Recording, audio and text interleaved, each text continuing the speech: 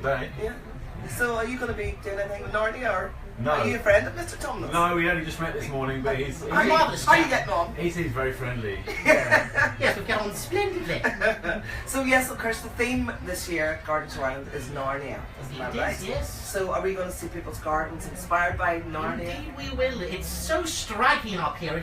The beauty is resplendent. Yeah. I have never seen gardens like it in all my days. It's just as striking as Narnia's, I would think. I tell you, I have never seen such a sense of community here in Antrim. It's remarkable. It truly is. Puts us Narnians to shame, really. You have to come up and see Mr. Tumnus for yourself.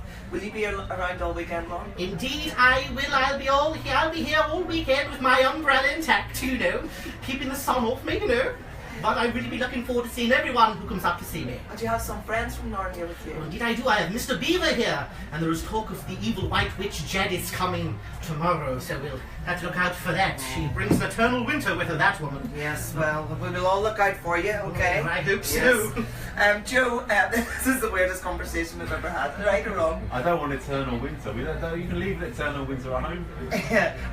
Apparently, across the water, the weather is not good, which is really unusual. Speaking to friends in London earlier this morning, they tell me that it's like November That's in right, London. I'm a Londoner. I flew over yesterday, and it was a relief to get here, I have to say. Yeah, it's not the other way round, isn't it? I know, but we are definitely weeks behind. There's trees here that are allowed about 2 or 3 weeks in advance Yes. in leaf that are home. I'm not in leaf yet, so Yes. it's strange. It's all the wrong way around. Absolutely. So what are you going to be doing this weekend? Are you here for the whole weekend? No, I'm just here today. Oh, I'm going right, home today. okay. Yeah, just here for today. So I've been meeting and greeting and handing out certificates to some kids who have done amazing gardens and exhibits. I have done a Q&A, and then this afternoon I'm talking about garden designing on a budget. Is that possible? Yeah, it is. Yeah, totally. Yeah, I think people think garden design sounds really expensive, and it can be. Obviously, I'll give you my card later. Yeah. But it really does. It's just about organising your garden to Yes. sort of get something that's more satisfying than just the parts in it. Yes. People plonk things in their garden, and they don't Yes. think about where they're ending on 3, 4, 5 years. And if you just plan it out a little bit and have a little bit of vision. Yes. So I'm sort of doing 30 years of garden design in 30 minutes. Right. Tell me what's the most common mistake that people make whenever they're trying to design a garden? Well, they just stick a shed at the end and put the path up one side. Yeah. And they have a rectangle in the middle, and they have what I call perimetorial planting. The word, it's not a word, perimetorial, but I got it on the telly twice, so I'm quite pleased about that. But everybody knows what it means. There's all the planting hugging the edges of the garden, and then the lawn in the middle, and you go out and mow the lawn every week, and then you go back. It's actually boring. It's dull. It's Yes. dull, because Yes. you can see the whole thing in one go, and there's no reason to want to go to the end of the garden apart from pick the lawnmower. How would you change that? Well, I'm going to tell you, it's a visual thing. Yes.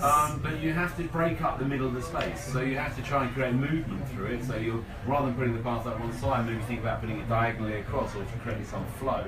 And also always have a destination point at the end of the garden, somewhere to sit, usually. Otherwise, you walk to the end of the garden and go back again. Yeah. But if it's sunny or shady, doesn't matter. Have somewhere that you want to go at the end of the garden, and it just sort of projects your mind thinking of somewhere to go. So those 2 key pointers might be the start of something beautiful. Yes. Instead of just having that rectangle piece of Yeah. lawn, Yeah. and as you say, all the plants around the edge. And then It's get the plants away from the edges and try and plant up. What would you do with the edges then? Well, you still plant them up, but you cover your boundaries in climbers. You have trees away from the edges in the middle of the garden, so you're actually breaking up visually that whole. So you don't see the whole thing in one go. Yes, yes. And fill the garden with plants. That's what it's for. It's not just about having a lawn. Well, we're going to learn all that from you, Joe, today. What time are you on? At 2 o'clock? I'm on at 2. Yeah. All right, that's a shame, because I'm sure there are a lot of people listening who would love They to can come still up. get down there. They're probably on their way in the car. You never know. They're probably trying to get in the car park right now. Yeah, I would say so. Right, listen, you have a great time, Joe. Lovely Thank to chat you. to you. Thanks for the tips. And Mr. Tumnus, a delight to meet you. Well, thank you very much. It was a pleasure talking to you as well. I'm going to go and have a chat with this man after. There are things we need to talk about. We're going to play some music, and then we'll come back and tell you.